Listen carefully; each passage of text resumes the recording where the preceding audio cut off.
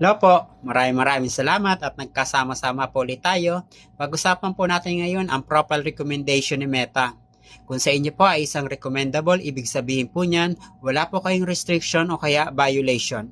At ang mga posting niyo po sa Facebook man o kaya pag-upload niyo po ng mga video sa Reels, mas tinutulungan po kayo ni Meta at mas pinapalawak pa ni Meta ang mga viewers niyo po. Kaya iwasan niyo po magkaroon ng restriction o kaya violation para lagi po recommendable ang profile niyo po.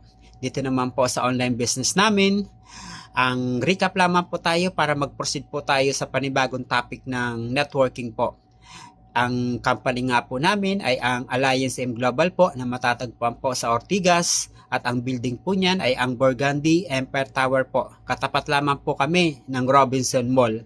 At ang networking nga, kaya ko po sinabing ito ay isang business dahil sarili po natin to. Magiging sarili po natin at magkakaroon po tayo ng sariling business at ginagawa lamang po ito sa bahay. Kumbaga tinatawag namin na home base po. Kailangan nyo lang po may sariling internet, may sarili po kayong laptop. Kung wala po kayong laptop, cellphone lamang po. Gagana na po yung ganitong klaseng business. At kung saan po may internet, pwede nyo pong dalhin sa ibang lugar po.